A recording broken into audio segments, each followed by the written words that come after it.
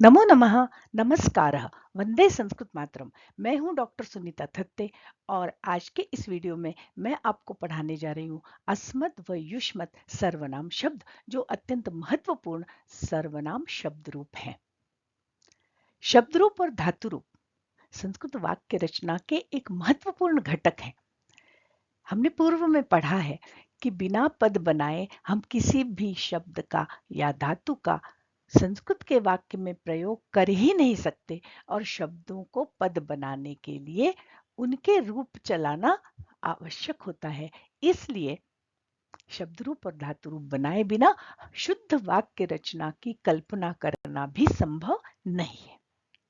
यदि हम संस्कृत वाक्य रचना के प्रश्नों में, चित्र वर्णन के प्रश्नों में, अनुच्छेद लेखन के प्रश्नों में या हिंदी से संस्कृत और संस्कृत से हिंदी अनुवाद करने के प्रश्नों में या फिर अपठित और पठित गद्यांश, पद्यांश और नाट्यांश के प्रश्नों में 100% अंक प्राप्त करना चाहते हैं तो शब्दों का अर्थ करने के लिए हमको शब्द रूप और धातु रूप याद होने ही चाहिए। तो इसके पूर्व हमने शब्द रूप और धातु रूपों पर कुछ वीडियोस बनाए हैं। यहाँ मैं उनके बारे में बता रही हूँ और उनकी लिंक मैं आई बटन पर भी लगा रही हूँ और डिस्क्रिप्शन बॉक्स में भी दे रही हूँ। तो आप इस वीडियो को देखने के साथ ही आई बटन पर जाकर उन वीडियो को भी अगर देखेंगे तो संस्कृत वाक्य रचना से संबंधित जितने भी प्रश्न हैं उन प्रश्नों में आप 100% अंक प्राप्त कर सकेंगे। तो शब्द रूपों की भूमिका वाले वीडियो में हमने सुप्रत्ययों को जाना और बिना रटे आसानी से शब्द रूपों को याद करने की अचूक युक्तियां अर्थात ट्रिक्स जानी। इन्हीं ट्रिक्स के आधार पर हमने ये जाना कि बिना रटे आसानी से हलंत शब्द रूपों को कैसे पहचाने और हलंत शब्द रूपों को कैसे बिना रटे आसानी से याद करें। साथ ही हमने कुछ संज्ञा शब्दों को याद करने के प्रसंग में राम इत्यादि के शब्द रूपों को बिना रटे आसानी से याद करने की अचूक युक्तियों को जाना और सर्वनाम शब्दों के प्रसंग में हमने ये जाना कि राम और लता या बालक और लता इन दो शब्द रूपों को याद करने के बाद थोड़ा सा परिवर्तन करके हम कैसे अनेक सर्वनाम शब्दों को बिना रटे सरलता से बहुत जल्दी याद कर सकते हैं, उस युक्ति को हमने जाना। और इन सारी युक्तियों से संबंधित जो वीडियोस हैं वो मैंने यहाँ आई बटन पर लगाए हैं। आप जाकर उन सारे शब्द रूपों के वीडियोस को अवश्य देखिएगा। आज हम पढ़ने जा रहे हैं अस्मत् और युष्मत्, ये दो सर्वनाम शब्द और इनके शब्द रूप। अस्मत् माने मैं और युष्मत् माने तुम। अस्मत् और युष्मत् की प्रथमा विभक्ति को तो हम लकार पढ़ते समय सीख लेते हैं, अहम आवाम वयम और त्वम युवाम यूयम, जो करता है मध्यम पुरुष और उत्तम पुरुष के। पर आगे के द्वितीया से सप्तमी तक के रूप याद न होने के कारण कई बार वाक्य रचना करते समय हमसे बहुत सारी गलतियां हो जाती हैं। तो आइए हम पहले सीखते हैं अस्मत् शब्द सर्वनाम शब्द के शब्द रूप। तो ये आपके सामने अस्मत् सर्वनाम के शब्द रूप हैं। मैं इन्हें पढ़ रही हूं, आप भी मेरे साथ बोलिए। बाकी हमको हमेशा ये याद रखना है कि इन सारे शब्द रूपों में सुप प्रत्यय ही लगते हैं और उन सुप प्रत्ययों में जो मैंने पहचान के चिन्ह बताए हैं, जैसे भ्याम भ्याम भ्याम, यो ओह वो हो, भी ही, भ्यम, सु, क्षु, सु इत्यादि, वो सभी शब्दों में किसी न किसी रूप में हमको दिखाई पड़ते ही हैं।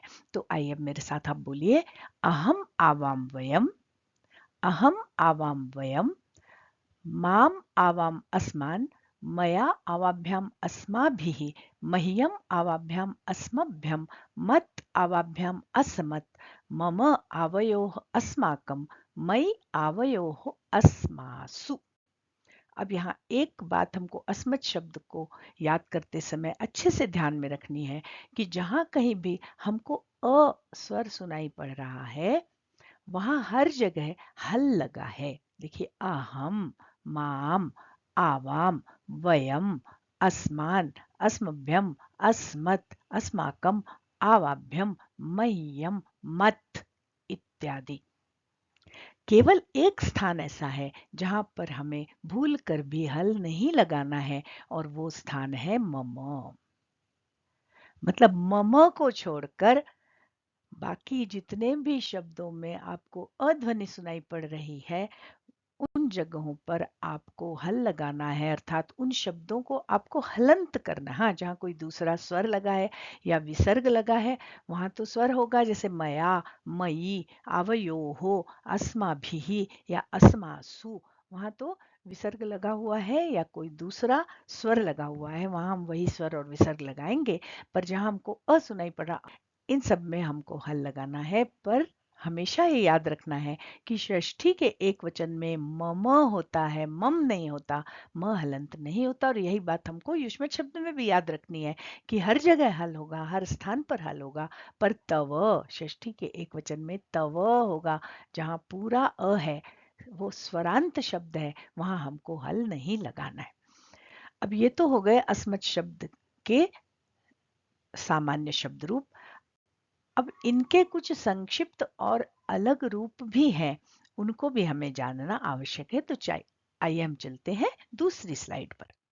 यह आपके सामने लाल रंग से लिखे हुए कुछ अस्मत् सर्वनाम के रूप हैं, जिनको याद करना हमको बहुत आवश्यक है। देखिए, द्वितीया में माम के साथ ही माँ, माम आवाम अस्मान के साथ बनता है माँ, नौ, नह।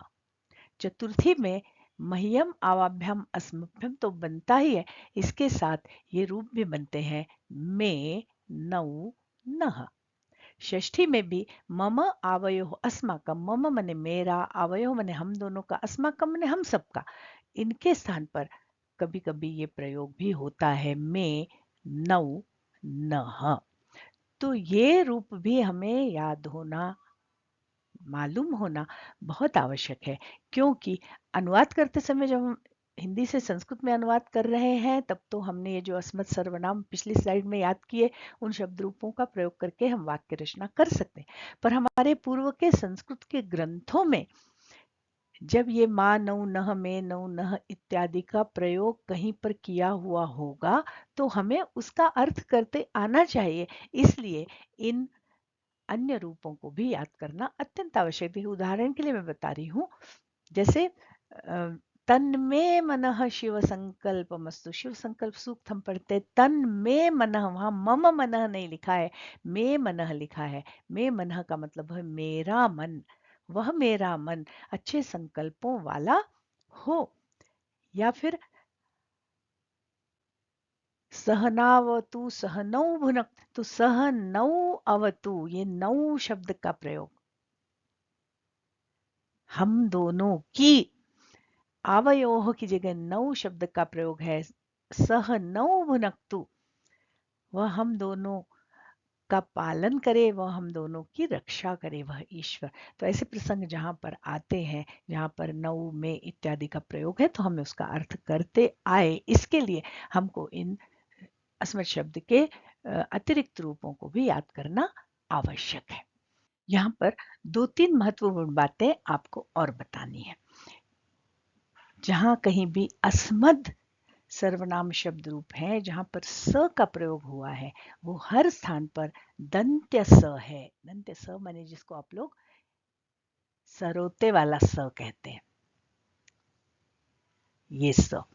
देखिए, अस्मान, अस्माभिः, अस्मभ्यम, अस्मत्, अस्माकम, अस्मासु, हर स्थान पर स का प्रयोग है। और जब हम युष्मत के रूप याद करेंगे, तो वहां हर स्थान पर मूर्धन्य श का प्रयोग होगा, उसको वहां पढ़ेंगे। एक बात हो गई। दूसरी महत्वपूर्ण बात यहां पर फिर से बता रही हूं आपको कि सर्वनाम शब्द रूपों में कभी भी संबोधन की लाइन नहीं होती, क्योंकि हम संज्ञा को पुकारते हैं, सर्वनाम को नहीं। एक यहाँ और समस्या आती है, छात्रों को मह्यम शब्द लिखने में समस्या आती है। तो यहाँ ये जान ले कि यहाँ मह्यम का जो ये ह है, ये हलंत होता है। मतलब वस्तुतः ये स्थिति कैसी है, म, ये ह जिसको आप हिंदी में बोलते हैं आधा ह, और य और म, मह्यम। अब इसको लिखने का जो तरीका है, उसको एक कोरी स्लाइड पर देखते हैं। देखिए मह्यम, ये टाइप करते समय ऐसा लिखा हुआ है, वस्तुतः ये ह हल है। तो हम इसको कैसे लिखेंगे? देखिए म लिखिए, उसके बाद हम जब ह लिखना शुरू करते हैं तो ह की इस डंडी को सीधे ले जाइए और ऐसे लिखिए। और अब इस ह में ये आधा ह माना गया है, अब इसमें हम य लगाएंगे, मह्यम। पेन से जब हम लिखते हैं तो मह्यम लिखने का ये तरीका है, मह्यम, मह्यम, मह्यम। और हम इसको अगर ऐसा भी लिखते हैं तो ये गलत नहीं है, मह्यम, पर ऐसा ही लिखने की परंपरा है, दिखने में भी सुंदर लगता है। आप इसे ऐसा लिखने की प्रैक्टिस कीजिए। हाँ, अस्मत् सर्वनाम शब्द रूपों को याद करते समय एक और विशेष बात आप यदि ध्यान में रखेंगे तो आप अच्छे से शब्द रूपों को बना सकेंगे। आपने पूर्व में सुप प्रत्यय पढ़े, उसका क्रम सु औजस अम औक्षस टाभ्याम भिस गेभ्याम भिस ऐसा होता है। इसलिए पहले केवल एक वचन, फिर द्विवचन, फिर बहुवचन, इस तरह से शब्द रूपों को याद करना मेरी दृष्टि से उचित नहीं है। हमको पूरी प्रथमा, द्वितीया, तृतीया, चतुर्थी इसी क्रम में शब्द रूपों को याद करना चाहिए। अब अगर हम यहाँ पर ध्यान से देखें तो देखिए एक वचन में हर जगह म है प्रारंभ में। देखिए माम, मया, ध्यान से देखिए, माम, मया, मह्यम, मत, मम और मई। और द्विवचन में अगर हम देखें तो आव शब्द है। देखिए द्वितीया और प्रथमा आवाम, आवाम, आव, आवाम, आवाम। फिर भ्याम भ्याम भ्याम सभी शब्द रूपों में लगता है, तो आवाभ्याम आवाभ्याम आवाभ्याम, यहाँ आवा आवा लगेगा। और फिर योहो ओहो वोहो सभी शब्द रूपों में लगता है, यहाँ योह लगा है, तो आवयोहो आवयोह। तो द्विवचन को याद करना कठिन नहीं है। और बहुवचन को यदि हम ध्यान से देखें तो हर स्थान पर अस्म अस्म अस्म ऐसा शब्द आया। देखिए अस्मान, अस्माभि, अस्मभ्यम, अस्मत्, अस्माकम, अस्मासु। और हमने सुअवजस पढ़ते समय देखा था कि प्रायः तृतीया के बहुवचन में भी, चतुर्थी में भ्यम, पंचमी में भी भ्यम होता है, पर यहाँ पर देखिए मत अस्मत, ये जोड़ा है, मत अवाभ्यम अस्मत। षष्ठी में अस्माकम, यहाँ पर नाम आम नहीं लगा है। और सप्तमी के बहुवचन तो हर स्थान पर सु होता ही है, कभी सु, कभी शु, कभी क्षु, तो अस्मासु। तो इस क्रम को यदि आप याद रखेंगे तो अस्मत् सर्वनाम के शब्द रूप याद करना आपके लिए बहुत आसान हो जाएंगे। तो आइए एक बार फिर से हम इसको बोलते हैं, अहम आवाम वयम, माम आवाम अस्मान, मया आवाभ्याम अस्माभि, मह्यम आवाभ्याम अस्मभ्यम, मत आवाभ्याम अस्मत्, मम आवयोः अस्माकम, मयि आवयोः अस्मासु। चलिए अब हम चलते हैं युष्मत् सर्वनाम शब्द रूपों की ओर। पर हाँ, उससे पूर्व अगर आप इस चैनल पर पहली बार आए हैं और चैनल को सब्सक्राइब नहीं किया है तो जल्दी से इसे सब्सक्राइब कीजिए। और यदि ये पढ़ाई हुई बातें आपको अच्छे से समझ में आ रही है, आपको वीडियो अच्छा लग रहा है, तो इसे लाइक करना, अपने संस्कृतानुरागी मित्रों और छात्रों के साथ इसे शेयर करना और अपने अच्छे अच्छे कमेंट्स देना न भूलें। तो ये अब आपके सामने युष्मत् सर्वनाम शब्द रूप लिखे हुए हैं, तो आइए इन्हें भी आप हमारे साथ बोलिए। त्वम युवाम यूयम, त्वाम युवाम युष्मान, त्वया युवाभ्याम युष्माभिः, तुभ्यं युवाभ्याम युष्मभ्यम, त्वत् युवाभ्याम युष्मत्, तव युवयोः युष्माकं और त्वयि युवयोः युष्मासु। अब देखिए वही बात हमें यहाँ भी ध्यान रखनी है जो मैंने अभी अस्मत् के प्रसंग में बताई कि अ जैसी ध्वनि आपको सुनाई पड़ रही, वहां हर जगह हल लगा है। त्वम युवाम यूयम, त्वाम युवाम युष्मान युवाभ्याम, तुभ्यम युवाभ्याम युष्मभ्यम, त्वत् युवाभ्याम युष्मत् और युष्माकम। इन सभी जगहों पर आपको हल लगाना है। यदि आप लिखते समय हल नहीं लगाते हैं तो आपके अंक कट जाते हैं। केवल एक स्थान ऐसा है जो हलंत नहीं है, यहाँ आपको हल नहीं लगाना है। तव, युष्मत में तव और अस्मद में म। इन दो स्थानों को आपको अच्छी तरह अपने दिमाग में बैठा लेना है कि ये दोनों शब्द हलंत नहीं है, और बाकी अन्य शब्दों में जहां अध्वनि सुनाई पड़ रही है वहां हमको हल लगाना है। अब एक बात यहाँ पर और महत्वपूर्ण आपको बता रही हूँ लिखने की दृष्टि से, कि यहाँ युष्मत शब्द में जितनी भी जगह स का प्रयोग हुआ है वो मूर्धन्य श है। मूर्धन्य श माने मूर्धा से उच्चरित होने वाला, षटकोण वाला, जिसको श आप लोग छोटी कक्षाओं में कहते आए हैं। युष्मान, युष्माभि, युष्मभ्यम, युष्मत, युष्माकम और युष्मासु, सब जगह हमको श, मूर्धन्य श का प्रयोग करना है। और अस्मद शब्द में लिखा ही होता है अस, माने ये दंत्य स, अस्मद। तो इस अस्मद शब्द में जहां जहां भी स का प्रयोग होगा वहां हमको दंत्य स लगाना है।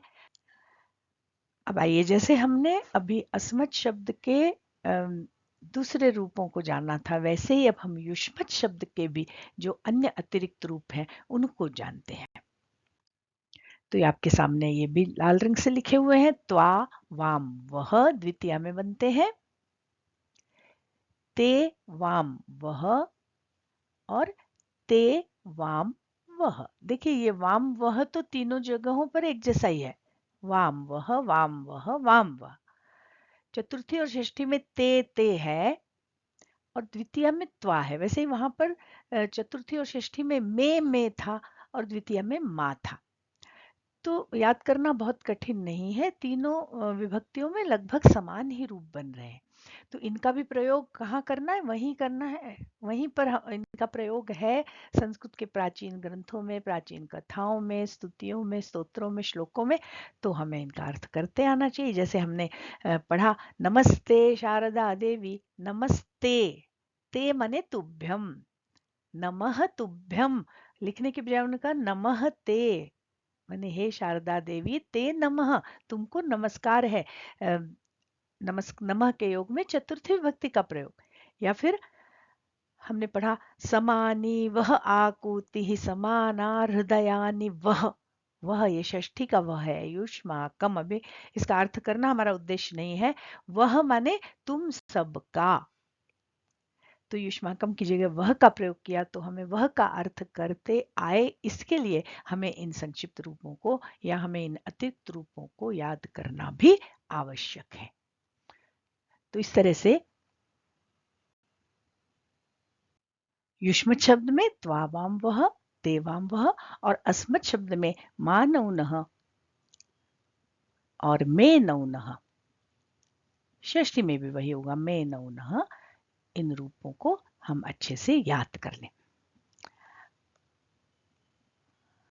तो देखिए यहां पर भी हम यदि युष्मत शब्द के तीनों वचनों को ध्यान से देखें तो कुछ बातें याद रखने जैसी है। कि देखिए एक वचन में हर जगह त्व या त है। देखिए त्वम, त्वाम, त्वया, तुभ्यम, त्वत, तव और त्वयि। त्वम, त्वाम, त्वया, तुभ्यम, त्वत, तव और त्वयि। द्विवचन में युव, युव और युवा है। देखो युवाम, युवाम, युवाभ्याम, युवाभ्याम, युवाभ्याम और युवयोः। तो एक वचन में त्व या त, द्विवचन में युवा या युव, और बहुवचन में युष्म। देखिए प्रथमा विभक्ति तो सबको आती है, त्वम, युवाम, यूयम।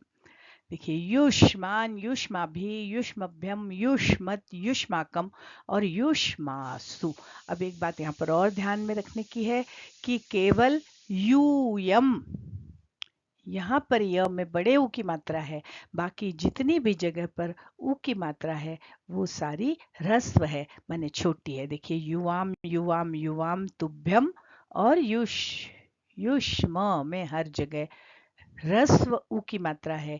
केवल यूयम एक ऐसा शब्द है जहां पर दीर्घ ऊ की मात्रा लगेगी। इसी तरह मैंने आपको बताया था कि हर जगह मूर्धन्य श का प्रयोग हो रहा है युष्मान, युष्माभि, युष्मभ्यम में, पर युष्मासु का जो ये सु है ये दंत्य स है। ये इतनी बातें आपको याद करने की है। अब अगर हम इनको त्वम, युवाम यूयम और अहम आवाम वयम, मतलब अस्मद मैं और युष्मत तू, इन सर्वनाम के शब्द रूपों का तुलनात्मक अध्ययन करें या दोनों को ध्यान से देखें।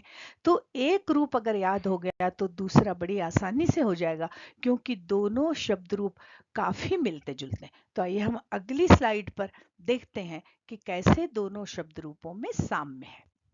ये देखिए, हम एक एक विभक्ति को क्रम से पढ़ते हैं। देखिए, अहम आवाम वयम, वैसे त्वम युवाम यूयम। माम आवाम अस्मान, वैसे त्वाम युवाम युष्मान। मया आवाभ्यम अस्माभिः, त्वया युवाभ्यम युष्माभिः। मह्यम आवाभ्यम अस्मभ्यम, वैसे तुभ्यम युवाभ्यम युष्मभ्यम। मत आवाभ्यम अस्मत्, अत अत लग रहा है दोनों में, वैसे त्वत युवाभ्यम युष्मत। मम आवयोः अस्माकं, वैसे तव युवयोः युष्माकं। और मयि आवयोः अस्मासु, वैसे त्वयि युवयोः युष्मासु। इस तरह से आप लोग एक शब्द रूप को याद करके उसके आधार पर दूसरे शब्द रूप को याद कर सकते हैं बड़ी सरलता से। तो आज के लिए बस इतना ही। बहुत शीघ्र मिलते हैं इसी तरह की किसी नूतन अवधारणा के साथ। तब तक के लिए नमस्कार। वीडियो पर समय देने के लिए बहुत बहुत धन्यवाद। जयतु संस्कृतम, जयतु भारतम, पुनर्मिलामः।